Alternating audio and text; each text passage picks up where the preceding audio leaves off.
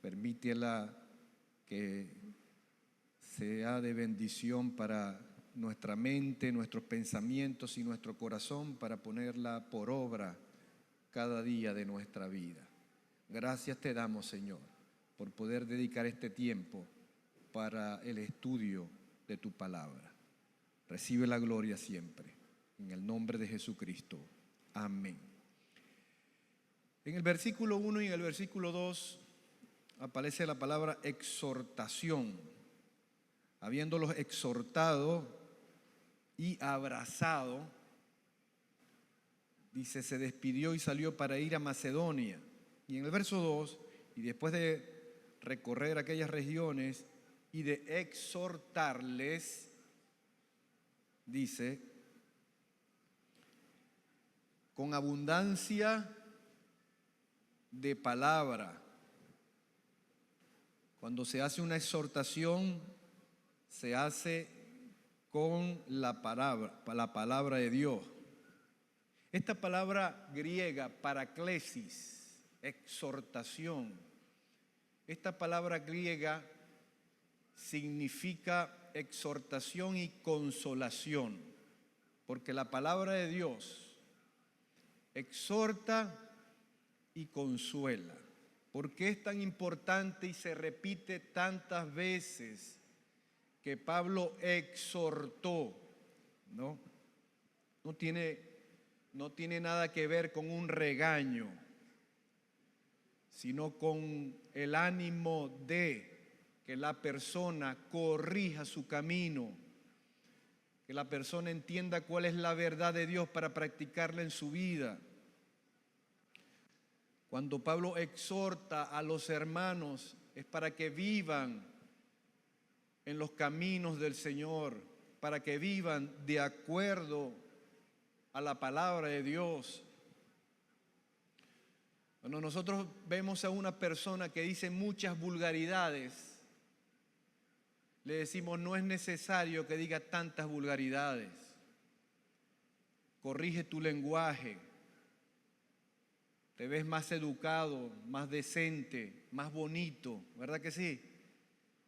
Así, tan amablemente, diciéndole esas palabras, nosotros estamos exhortando a la persona para que no diga malas palabras, sino que su vocabulario sea decente, armonioso, y de esta manera estamos tratando de corregirle en algunas cosas para que su camino siga mejor, para que le vaya mejor.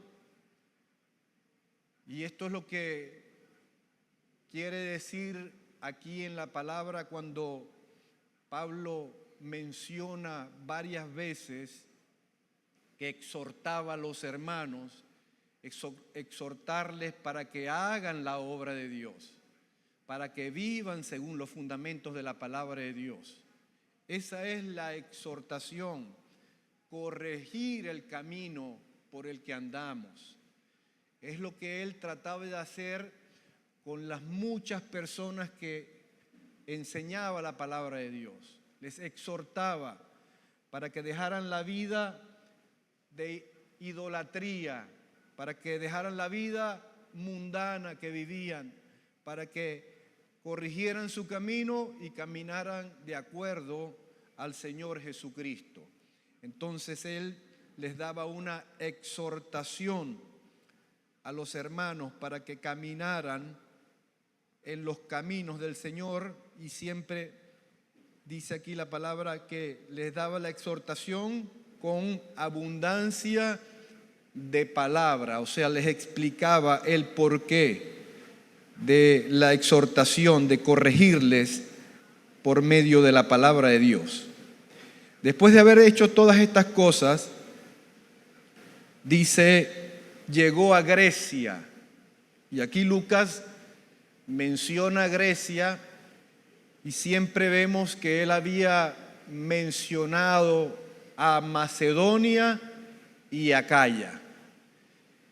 Esta es la región de Grecia, de la antigua Grecia, pero que en el Imperio Romano había sido dividida en provincias. Y ya yo les expliqué que la provincia de Acaya es la parte de abajo y la provincia de Macedonia es la parte de arriba. La zona norte es Macedonia y la zona sur es Acaya, pero aquí Lucas menciona Grecia. Tal vez lo hace adrede para que los griegos pudiesen entender un poco mejor, porque decir Acaya y Macedonia es hablar en el idioma romano de las provincias de Roma, pero al mencionar Grecia es hablar según el idioma griego. Entonces los griegos, al ser también un poquito nacionalistas, se identificaban con su tierra como se llamaba desde la antigüedad, Grecia. Fueron los romanos, cuando vino el Imperio Romano, después de muchos años que Grecia era la élite mundial, vino el Imperio Romano y empezó a gobernar y colocó provincias, y a esas provincias les cambió los nombres. Es el caso de Grecia, Macedonia y Acaya. Esa es toda Grecia.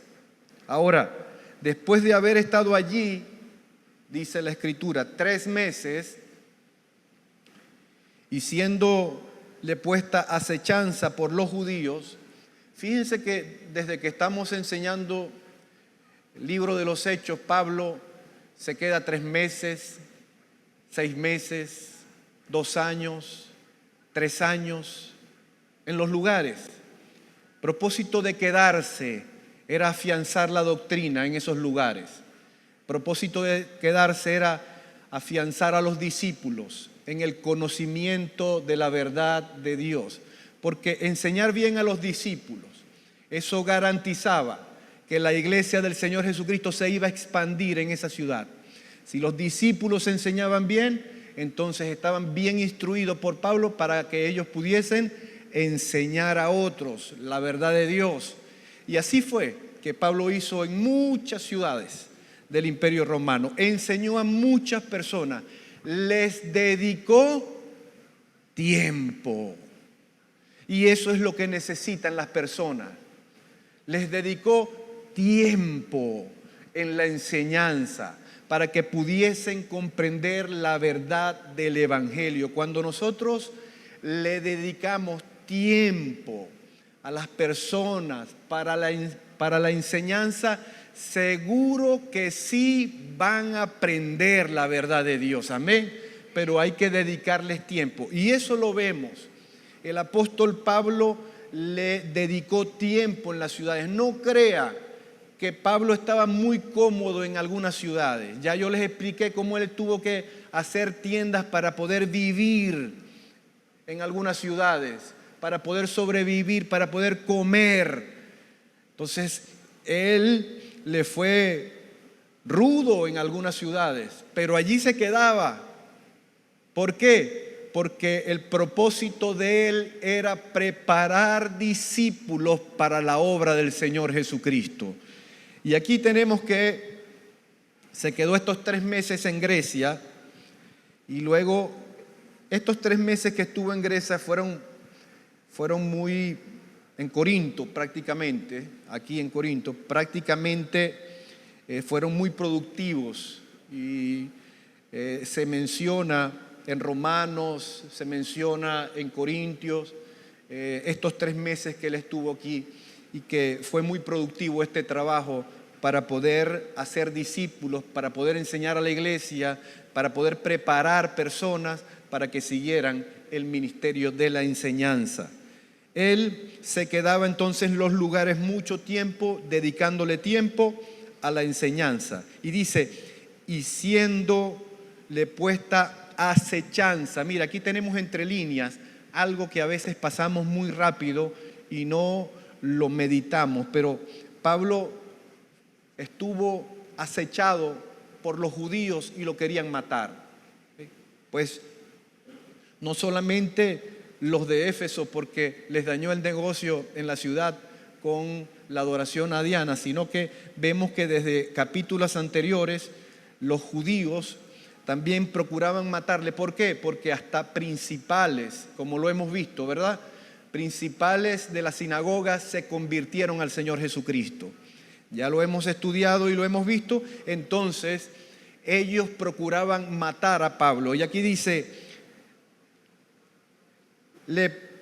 y siéndole puesta acechanzas, o sea, lo acechaban para matarlo por los judíos, para cuando se embarcase para Siria. Entonces, cuando él vio el movimiento de estos sicarios que querían matarlo, dice, tomó una decisión de volver a Macedonia. Era común en la antigüedad matar. Pablo era ciudadano romano, se lo recuerdo, o ya lo saben.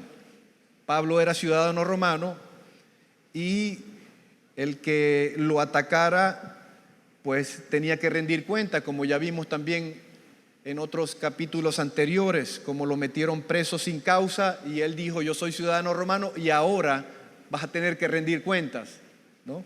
Pero era muy común poder matar en alta mar a una persona en un barco y tirarlo al mar. Y ahí ya no se rendían cuentas, pues la mayoría de los sicarios aprovechaban estos viajes mercantiles, más que todo eran viajes mercantiles, donde los pasajeros iban en los barcos, pero como cooperación del capitán del barco, que les pagaban una suma para poder viajar. Entonces era fácil matar a una persona y tirarla al alta mar, que se la comieran los tiburones y nadie decía nada. Esto era lo que querían hacer con Pablo. Estos judíos que le acechaban querían matarlo en alta mar, pero Pablo se dio cuenta. Y aquí vemos cómo él también maneja la prudencia. Y debe ser la actitud de todo cristiano. Pablo sabe que era resguardado por el Señor. Pablo sabe que era cuidado por el Señor. Pero aún así, él se dio cuenta del peligro y tuvo prudencia. Y esa es la vida del cristiano. Si nos damos cuenta del peligro, sabemos que Dios envía a sus ángeles, sabemos que Dios nos va a guardar. Pero nosotros debemos ser, exactamente, la prudencia debe ser una característica importante en la vida del cristiano. Y Pablo, al ver este movimiento, tomó la decisión de volver a Macedonia. Y le acompañaron hasta Asia, Sópater de Berea, Aristarco y Segundo de Tesalónica, Gayo de Derbe, de quien fue también hospedador de Pablo, Gayo de Derbe, y Timoteo. Y de Asia, Tíquico y Trófimo. Esto era el equipo misionero de Pablo. Fíjense cómo se añaden y añaden y añaden, ¿no? Personas. Empezamos allá con Bernabé, Juan Marcos, Silas, y miren cómo los que mencionamos ahora, todos estos aquí, eran personas que se iban entregando al Señor Jesucristo, que Pablo los iba preparando, los iba enseñando y se constituían como líderes que viajaban con él y lo ayudaban en el evangelismo en otras ciudades. Ellos eran convertidos a Cristo en una ciudad, eran enseñados. Fíjense que Pablo en la escuela de Tirano estuvo un periodo largo de enseñanza de 2 años. En ese periodo largo que estuvo él en la escuela de Tirano, 2 años, preparó líderes. Y esos líderes preparados después lo acompañaban a viajar. Así como Priscila y Aquila también lo acompañaban en los viajes. Pablo preparó líderes para el evangelismo en todas las ciudades, para el evangelismo mundial. Y este debe ser el trabajo de la iglesia: preparar líderes para que prediquen la palabra de Dios. ¿Dónde? En la familia tuya, en el trabajo, en los lugares, en las ciudades, en los pueblos. Predicar el evangelio para que otros conozcan a Jesucristo. Amén. Él lo hizo de esta manera. Entonces, estas personas que oímos aquí, Sópater se cree que era una persona importante de la ciudad, pero aquí hay en estos nombres, si los estudiamos con detenimiento, no lo vamos a hacer, pero si los estudiamos con detenimiento, aquí hay personas muy importantes y personas muy sencillas, personas que eran hasta esclavos, pero personas que ocupaban cargos gubernamentales importantes en Roma. Entonces, estos eran los discípulos de Cristo, personas importantes que ocupaban cargos importantes en la sociedad, pero personas también que eran esclavos.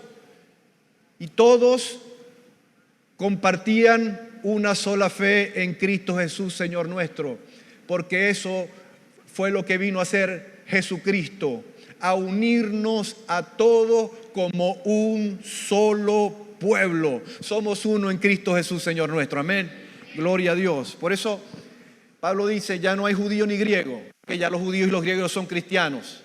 Ya no hay esclavo ni libre, ya no hay diferencia entre el esclavo y el libre. En Cristo somos los mismos. Ya no hay diferencia entre hombres y mujeres, porque en Cristo la mujer y el hombre son de Él, son para Él y son para servirle a Él. Amén. Gloria a Dios. Entonces, Él vino a ser un pueblo suyo, santo, para servirle y para darle toda la gloria y toda la honra.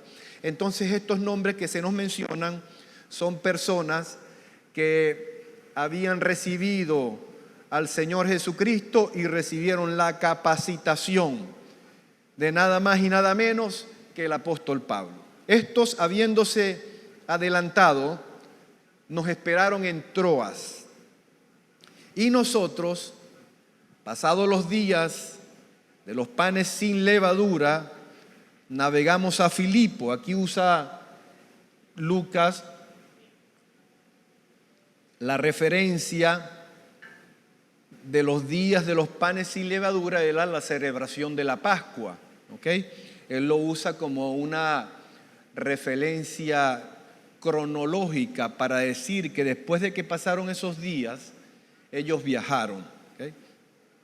Navegando de Filipos, y en 5 días nos reunimos con ellos en Troas, donde quedamos 7 días. Entonces aquí tenemos el viaje donde se montan en un barco, salen caminando, luego agarran caminos, luego agarran otro barco. Fueron unos viajes muy rápidos y seguidos. El primer día de la semana, dice, visita de despedida de Pablo en Troas. Y vamos a ver con detenimiento este verso número 7.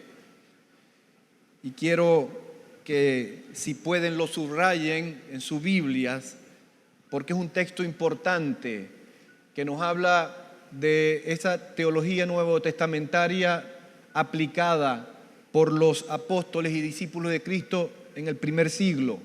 Dice, el primer día de la semana. Primer día de la semana es domingo.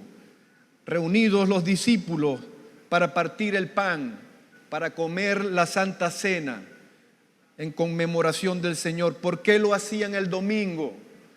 Porque así lo había establecido la iglesia desde el principio, porque el Señor Jesucristo resucitó un domingo, el primer día de la semana. ¿Por qué primer día de la semana? Porque el último día de la semana para el judaísmo era el sábado, el día de reposo. Ese era el último día de la semana. Y el primer día de la semana, después del día de reposo, resucitó Cristo de entre los muertos. Esto marcó a los discípulos y marcó a la iglesia para siempre. El primer día lo tomaron los discípulos, es por esto. Esto no fue constituido por Constantino en el año 315 después de Cristo. No, no es así como lo quieren enseñar. Esto lo practicaron los discípulos de Cristo porque el Maestro había resucitado un primer día de la semana. Amén. Vamos a buscar en Lucas capítulo 24.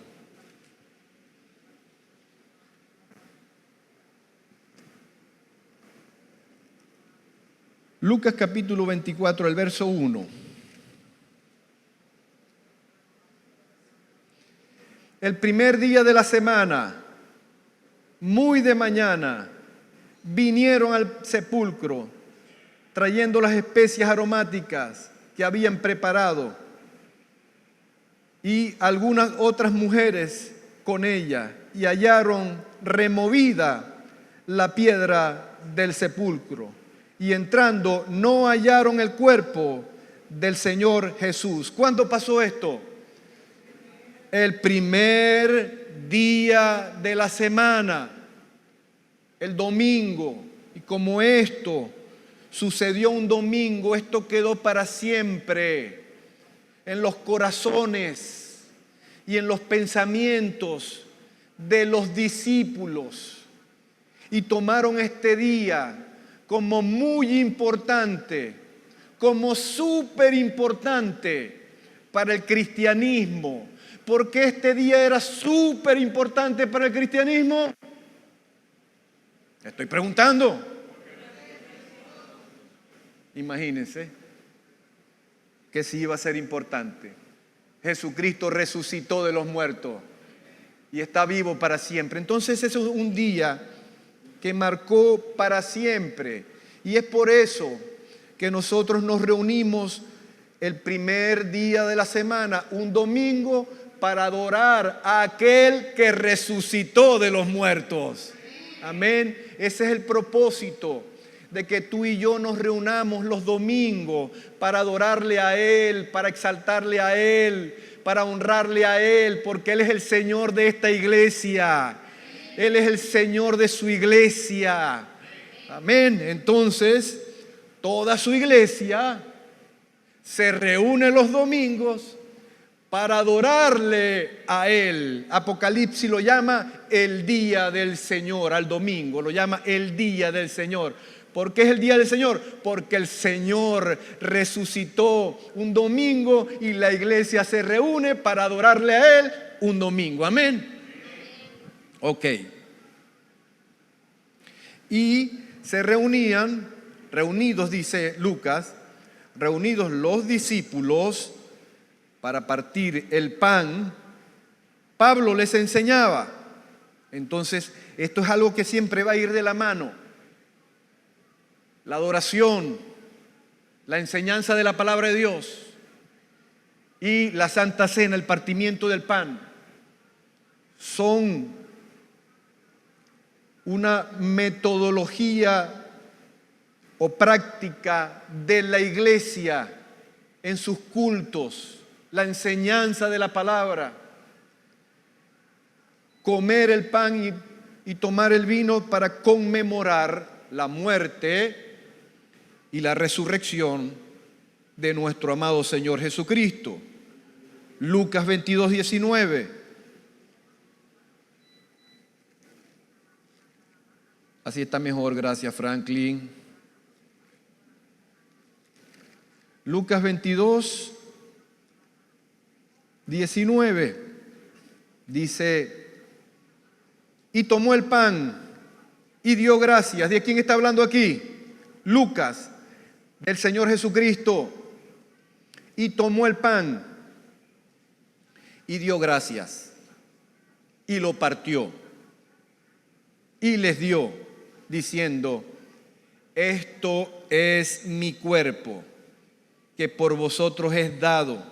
Entonces dice Cristo, haced esto en memoria. ¿Quién lo está mandando allí? ¿Por qué lo practica la iglesia? Entonces, la Santa Cena no es un dogma impuesto por algún líder religioso. La Santa Cena es una ordenanza dictada por el mismísimo Jesucristo para que su iglesia lo practique y se acuerde siempre de que Él murió y resucitó por nosotros. Amén. Entonces, es importante que ustedes tengan claro, es importante que ustedes puedan enseñar a otros que lo que practicamos nosotros como cristianos no es una invención de un religioso o de una institución. Lo que nosotros practicamos es algo que el Señor Jesucristo nos dio para que lo hiciésemos. Y esto se los hizo saber ellos a sus apóstoles desde el principio. Se los mandó y les dijo: haced esto en memoria de mí. Entonces, ¿por qué los discípulos están aquí en Troas practicando esto? ¿Porque Pablo lo inventó? No. Pablo lo dice en Corintios, en la carta de los Corintios, que él lo recibió del Señor. Y también los apóstoles lo enseñaban. Pero Pablo dice: lo que recibí del Señor. Entonces, cuando él enseña esto, lo enseña porque lo recibió de Cristo y ahora lo enseña a los discípulos para que los discípulos lo sigan practicando per se. Nosotros seguimos practicando esto porque así lo dijo Cristo. Vamos a comer del pan y a tomar del fruto de la vid hasta que Él venga y lo tome nuevo con nosotros. ¿Cuántos están esperando ese día? Gloria a Dios. Y esa es la esperanza gloriosa de los hijos de Dios. Y esa es la fe que nunca debe dejar de ser. Amén. Entonces, en Troas, el primer día de la semana, un domingo, se reunieron los discípulos a partir el pan. Cuando dice partir el pan, habla de esto, de comer la cena del Señor. Pablo les enseñaba: si nos reunimos, tiene que haber una enseñanza bíblica, porque eso es lo único que edifica al pueblo de Dios, la palabra de Dios. Amén. Porque fíjense ustedes que hasta cuando cantamos, estamos cantando doctrinas, estamos cantando las doctrinas bíblicas, pero a modo de himnos, salmos y cánticos espirituales. Por eso cuando estudiamos los salmos, estuvimos estudiando que en esos salmos, que es un libro de himnos y cánticos, hay una teología densa y rica. Porque cuando cantamos los salmos, cantamos los himnos, cantamos los cánticos espirituales, estamos cantando la sana doctrina. La sangre de Cristo tiene poder, tiene poder, tiene poder. Lo cantamos y les pregunto yo: ¿la sangre de Cristo tiene poder? Sí. Claro que sí, y qué hermoso es cantarlo, ¿verdad que sí? Bueno, entonces cuando cantamos, también cantamos la palabra de Dios. Habiendo de salir al día siguiente, todavía estamos en el verso 7, y alargó el discurso hasta la medianoche. ¿Se dan cuenta que Pablo predicaba más largo que yo? Hay algunos hermanos que cuando yo me paso por algunos minutos empiezan a mirar el reloj y empiezan a mirar al pastor así. Empiezan a mirar el reloj y empiezan a mirar al pastor así. Ya dejan de sonreír. Pero les doy la noticia, yo no predico tan largo como Pablo, ni tan bien como él tampoco, pero aquí estoy. Gloria a Dios por eso. Entonces, se alargó el discurso hasta la medianoche. Pero hubo uno que estaba mirando el reloj. Estaban en un aposento, dice Lucas, y había muchas lámparas.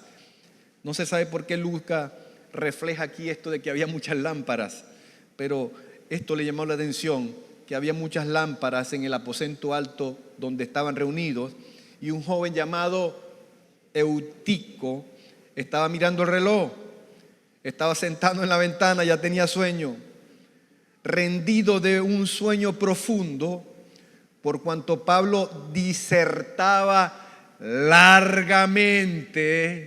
Cuando dice aquí largamente, es que los sermones de Pablo eran largos. Imagínense esto, hasta la medianoche. Pero escuchar a este hombre seguramente era una bendición extraordinaria. Entonces él disertaba largamente, pero aunque era una bendición extraordinaria, escuchar a Pablo, Eutico se quedó dormido. Vencido del sueño, cayó del tercer piso. Una altura considerable, ¿no? O sea, estaba el primer piso, el segundo piso, y regularmente los aposentos era como una terraza familiar. Hoy le dicen family room, ¿no? Una terraza familiar donde había una larga mesa o cojines, alfombras. Se reunía ahí la familia a comer y albergaba mucha gente. Estas terrazas eran grandes. Recuerden que en el aposento de Jerusalén habían 120, o sea, tremenda terraza, ¿no? Bueno, eso era un aposento alto, una terraza, tal vez en algunos hogares en el segundo piso, en algunos hogares en el tercer piso. Aquí dice que en este que estaba en Troas era en el tercer piso. Y como la medianoche Pablo estaba predicando largamente, Eutico se quedó dormido y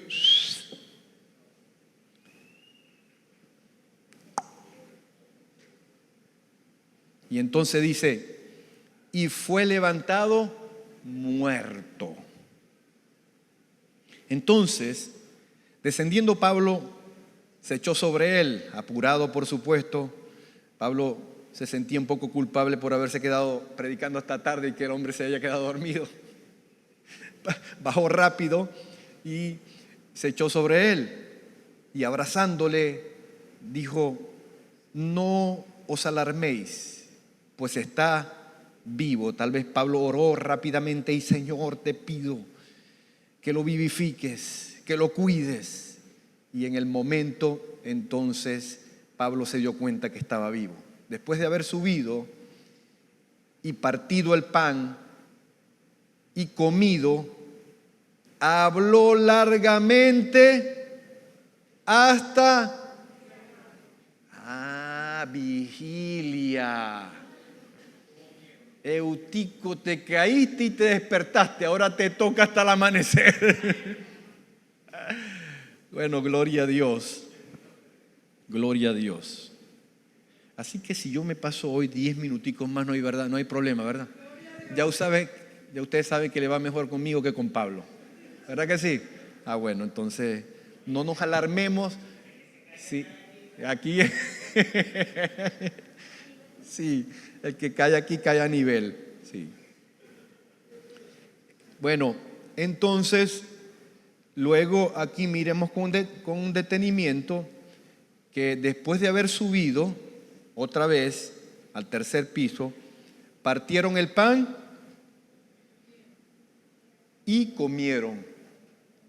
Entonces compartieron la Santa Cena. Habló largamente hasta el alba y ahí salió. Llevaron al joven vivo y fueron grandemente consolados sus familiares porque le recibieron como si nada hubiese pasado. Y toda la gloria y toda la honra siempre es para nuestro Dios. Amén. Dice el verso 13, viaje de Troas a Mileto.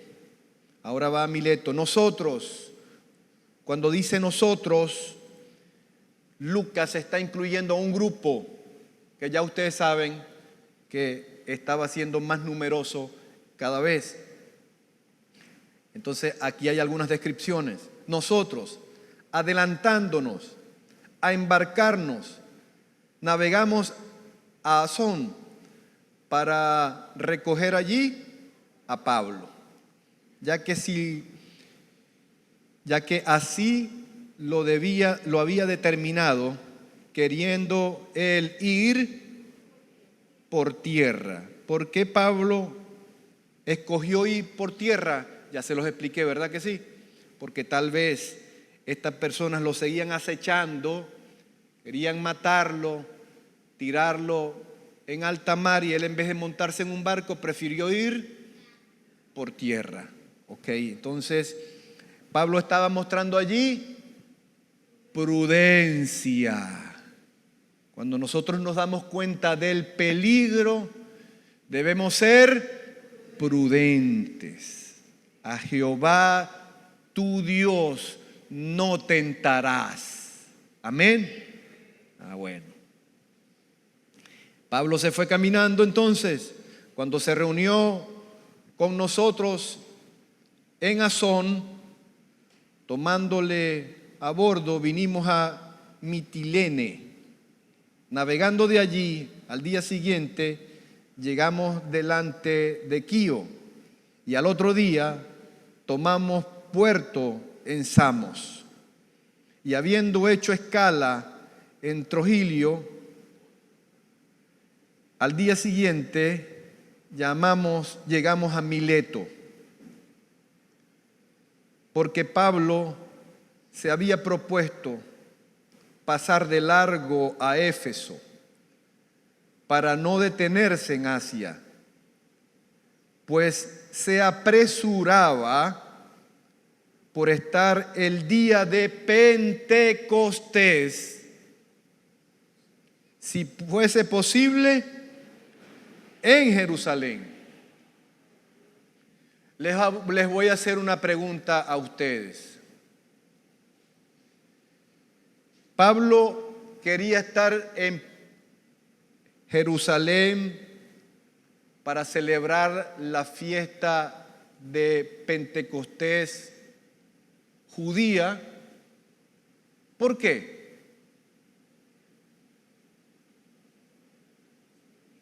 Ya yo se los he explicado, ya yo se los he enseñado. Cuando Pablo dice que le va a predicar el evangelio primeramente a los... ¿Ya se acordaron? La fórmula de Pablo: entrar primeramente a una sinagoga y predicarle a los judíos. Yo se los he explicado ya varias veces, ¿verdad que sí? Entonces, eso.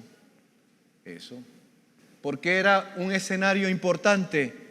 Porque a Jerusalén venían judíos de todas las naciones. Entonces él, en vez de estar viajando por todas partes, los agarraba encerraditos, acorraladitos en Jerusalén. Jerusalén se ponía full. Tenían que armar carpas fuera de la ciudad para que los peregrinos pudiesen estar en Jerusalén.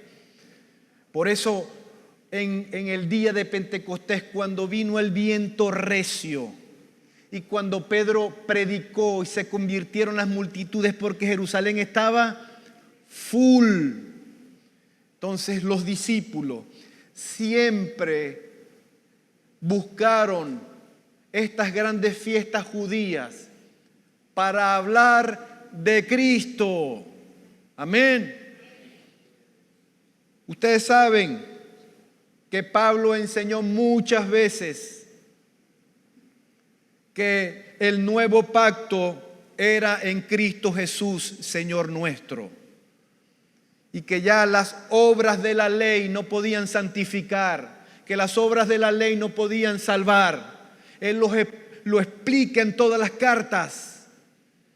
Pablo está claro, él no va a Jerusalén a celebrar una fiesta judía. Él va a Jerusalén a predicar de Cristo. Amén. Porque así lo dice en los versículos siguientes. Dice en el verso 20, ya vamos a leer el 17, pero vamos a brincar un momentico al 20. Y como nada que fuese útil he rehuido de anunciaros y enseñaros públicamente por las casas, testificando a judíos y a gentiles. Aquí está la fórmula de Pablo, testificando a judíos y a gentiles acerca del arrepentimiento para con Dios y de la fe en nuestro Señor Jesucristo. Esta era la prédica de Pablo, el arrepentimiento de los pecados, la crucifixión de Cristo, la fe en Cristo Jesús Señor nuestro. Él entraba en una sinagoga, no iba a hablar de Moisés, usaba a Moisés para hablar de aleluya. Eso era lo que hacía Pablo. Tomaba la Pascua y hablaba de Cristo. Y por eso él dijo en las cartas, Cristo es nuestra Pascua.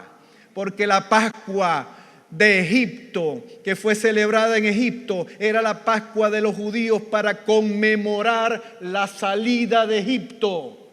Pero ahora, como nuestra Pascua es Cristo, nosotros celebramos a Cristo porque celebramos que por medio de su muerte tú y yo tenemos salvación y vida eterna. Entonces Jesucristo es nuestra Pascua. Ahora, veamos lo que dice aquí en el verso 17. Y enviando pues desde Mileto a Éfeso, hizo llamar a los ancianos de la iglesia. Él iba desde Mileto a Éfeso y llamó a los ancianos de la iglesia porque les iba a dar algunas instrucciones importantes. ¿Quiénes son los ancianos de la iglesia? Los líderes encargados de enseñar la palabra de Dios. Los líderes encargados que él había enseñado para que predicasen, para que enseñasen y para que cuidasen del crecimiento de la iglesia de Cristo. Él los mandó a llamar de una ciudad a otra. Necesitaba una reunión con estos ancianos porque les iba a dar unas instrucciones importantes. Dice, vosotros sabéis cómo me he comportado entre vosotros todo el tiempo, desde el primer día que entré en Asia. Entonces él le hace aquí un discurso a ellos para enseñarles esto importantísimo para los líderes, ¿no? Vamos a brincar hasta el verso 28. Dice, por tanto, mirad por vosotros y por todo el rebaño en que el Espíritu Santo os ha puesto por obispos. Allá le dice ancianos, aquí le dice obispo. La función es lo importante. La función es enseñar, cuidar del crecimiento de las personas en Cristo. Esta es la función, ¿no? A lo largo de los años se ha visto con grado de importancia la función o el cargo institucional.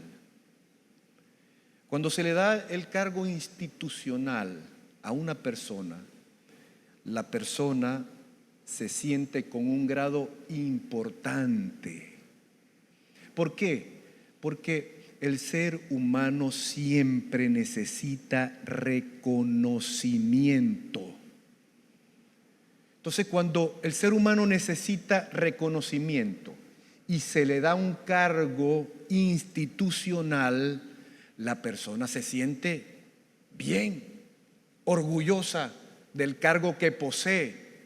Pero esto que estamos viendo aquí, cuando se habla de los ancianos, se habla de los obispos, de los pastores, es más que un cargo institucional, es un trabajo ministerial. Y hay una muy grande diferencia cuando una persona cree que tiene un cargo institucional o cuando una persona cree que tiene una responsabilidad ministerial. Porque si una persona cree que tiene un cargo ministerial, institucional, esa persona pues cree que eso lo es todo, un cargo, un nivel, una posición social. Pero no es esto lo que quiere Cristo. Cristo lo que quiere que entendamos que el ministerio que ejercemos es para servir. Es un ministerio de servicio, de darnos. Nos damos en la enseñanza. Enseñamos a las personas para que crezcan en Cristo.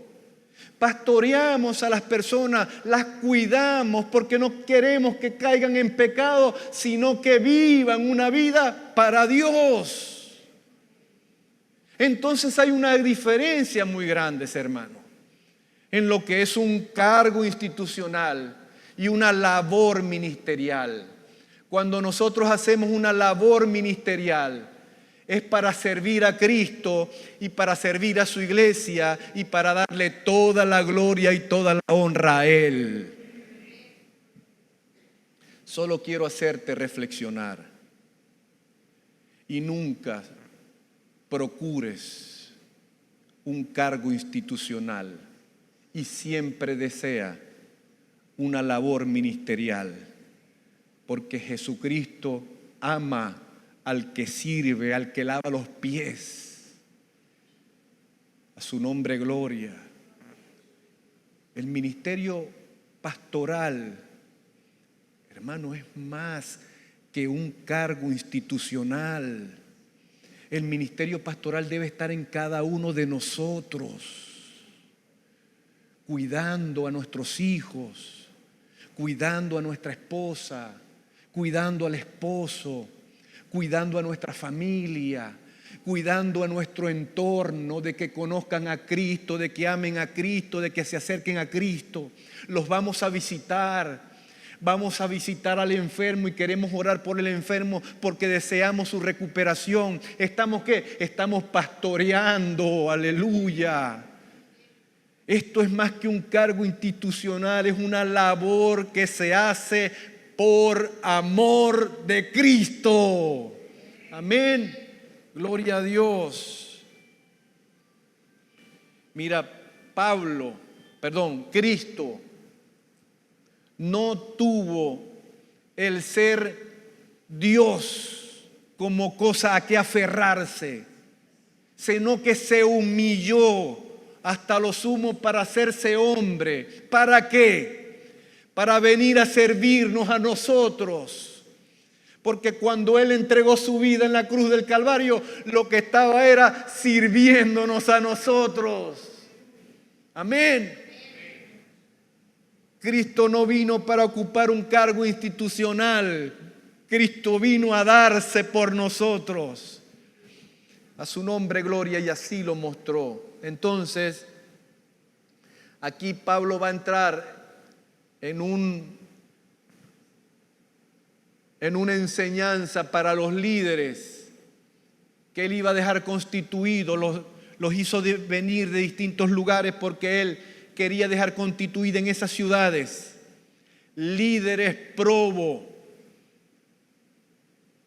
que dieran la talla, que amaran a Cristo, que lo hicieran sin ningún interés, sino en honrar y dar gloria al Señor.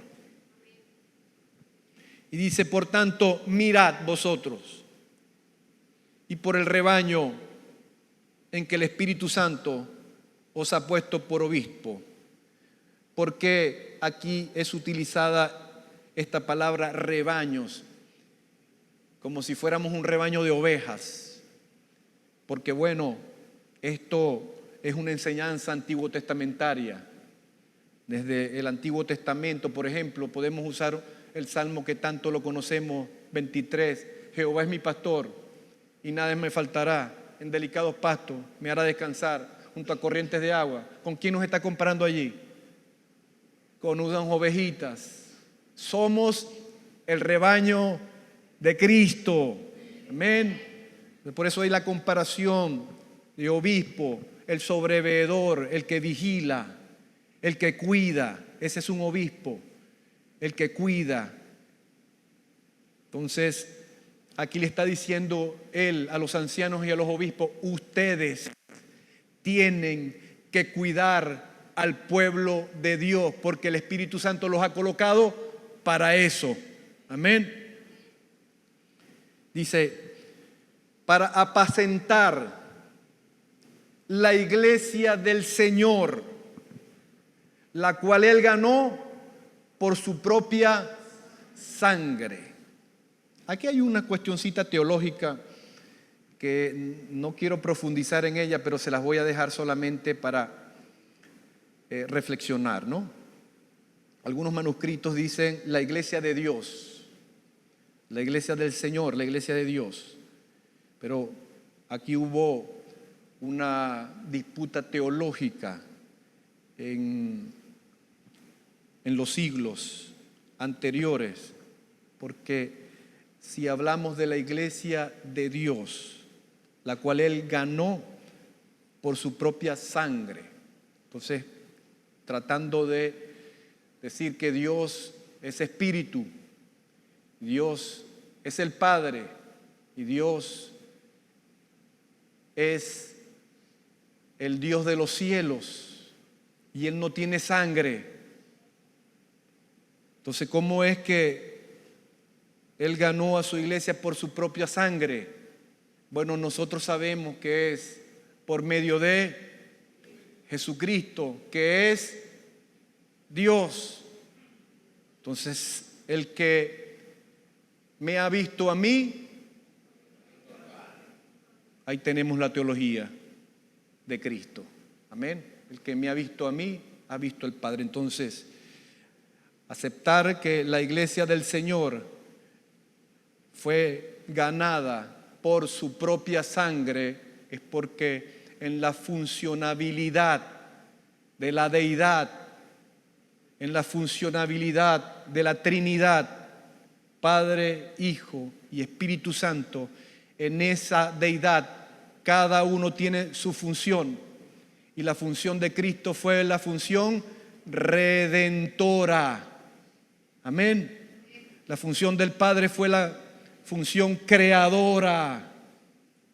La función de Cristo fue la función redentora. Él vino para salvar lo que se había perdido. Esa fue la función del Hijo, una función redentora de venir a redimir al ser humano de sus pecados y en la condenación del pecado que estaba. Y claro que la cumplió, sí la cumplió. Él venció en la cruz del Calvario para que tú y yo pudiésemos tener esa redención en el Hijo. Amén. Gloria a Dios. Solamente quería comentarte eso para que tú lo sigas pensando e investigando. La cual ganó por su propia sangre. ¿Por qué? Dice el verso 29.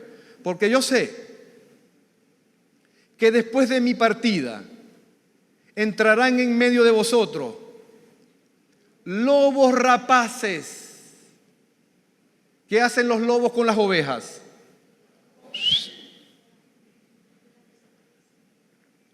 Se las manjan.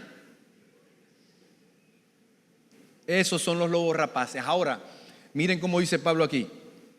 después de mi partida, después de que yo no esté por todo esto, esté con el Señor cara a cara, en medio de vosotros entrarán lobos rapaces que no perdonarán, se van a comer a las ovejas. Y dice el verso 30, ojo con este, dice, y de vosotros mismos se levantarán hombres que hablen cosas perversas para arrastrar tras sí a los discípulos. Cuando él habla de vosotros mismos, ¿a quién le está hablando él aquí? ¿A quién le está hablando él aquí? A los ancianos, a los obispos, a los líderes de la iglesia. Y él está advirtiendo que se van a levantar de los líderes de la iglesia, que van a ser lobos rapaces, que no van a tener contemplación del rebaño, van a hacer lo que ellos quieran, van a cubrir sus deseos carnales y van a engañar a mucha gente. ¿De dónde van a venir? Un pensador dijo que el mayor peligro para la iglesia no le vino del Imperio Romano. El mayor peligro de la iglesia le vino de adentro, de los suyos. Porque hay engañadores, hermanos. Los hubo, los hay y los habrá. Nosotros debemos estar apercibidos. Nosotros debemos tener discernimiento. Nosotros debemos conocer a las personas por sus frutos y evaluarlas. Amén. Él está advirtiendo aquí esto. Por tanto, dice Pablo, verso 31, velad, acordándoos que por 3 años, de noche y de día, no he cesado de amonestar con lágrimas a cada uno. Pablo lo que le está es rogando que se acuerde de lo que él les ha enseñado. Lo que yo les he enseñado, aplíquenlo, enséñenlo, hagan la obra de Dios como yo se las he enseñado. No se dejen influenciar por estas filosofías griegas y grecorromanas que quieren infiltrar a la iglesia y hacernos daño. Yo por 3 años les he enseñado lo que es la sana doctrina, lo que es la verdad de Dios, y eso es lo que quiero que le enseñen a la iglesia. Se los estoy pidiendo con lágrimas. Ya entienden la pasión de este hombre, que lo que quería era que estas personas, ancianos y obispos, enseñaran de tal manera que enseñaran lo que es recto, lo que es bueno, lo que es de buen nombre, lo que es de Dios. Amén. Por eso nosotros debemos procurar. Es como si, miren, ya tenemos tiempo estudiando aquí los miércoles, ¿no? Y cuando estamos estudiando estas cosas teológicas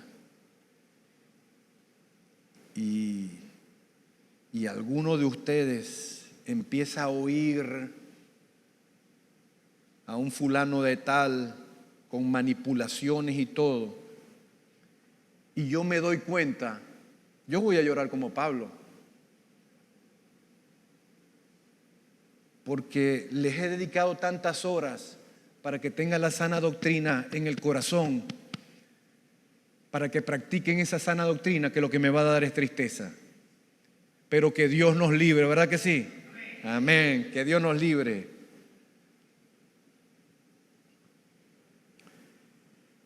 Entonces, bueno, ya vamos a cerrar con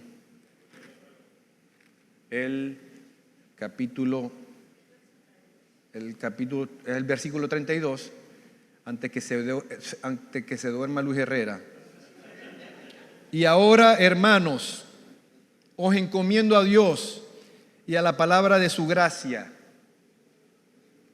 que tiene poder para sobreedificaros y daros herencia con todos los santificados. Ni palabra, ni oro, ni plata, ni oro, ni vestido de nadie he codiciado. Aquí está Pablo defendiendo su ministerio. Antes, vosotros sabéis que para lo que me ha sido necesario a mí y a los que están conmigo, estas manos me han servido haciendo tiendas. Es lo que trata de decir él aquí. En todo os he enseñado que trabajando así se debe ayudar a los necesitados y recordar las palabras del Señor Jesús, que dijo: más bienaventurado es dar. ¿Dónde está la bienaventuranza? Pero a nosotros nos gusta. Pero la bienaventuranza está en. Pero a nosotros nos gusta en. ¿Lo entiende, verdad? A buen entendedor, pocas palabras. A nosotros nos gusta recibir. Claro, para el ser humano es mejor cuando te dan un regalito, ¿verdad que sí? No cuando lo vas a comprar para regalárselo a otro. No, te gusta es recibirlo, ¿verdad? A nosotros nos gusta recibirlo. Pero la bienaventuranza está en ir a comprar el regalito y regalarlo. Amén. Ahí es donde está la bienaventuranza. ¿Por qué es así? Pregúntenle a él. Ese es un principio de él. Y si es un principio de él, en este principio hay bendición de Dios. Amén. Entonces, bueno. Y cuando hubo dicho estas cosas, verso 36, se puso de rodillas y oró con todos ellos. Este versículo me conmueve mucho a mí. Entonces hubo gran llanto de todos, y echándose al cuello de Pablo, le besaban, doliéndose en gran por las palabras que dijo. ¿Qué fue lo que dijo Pablo? Que no verían más su rostro. Después de que este hombre les enseñó por tantos años, y después de tantos años, él se despide de ellos y le dicen que no van a ver más su rostro. Esto fue algo muy hermoso, esto fue algo muy bello. Las lágrimas, los abrazos, despidiéndose de su maestro, despidiéndose de su líder, porque ciertamente ya no lo verían más. Sí, le acompañaron al barco. Se montó Pablo en el barco y se marchó. De aquí en adelante vamos a ver unas vivencias de Pablo en Jerusalén. Llegó a Jerusalén, no le fue nada fácil allí en Jerusalén.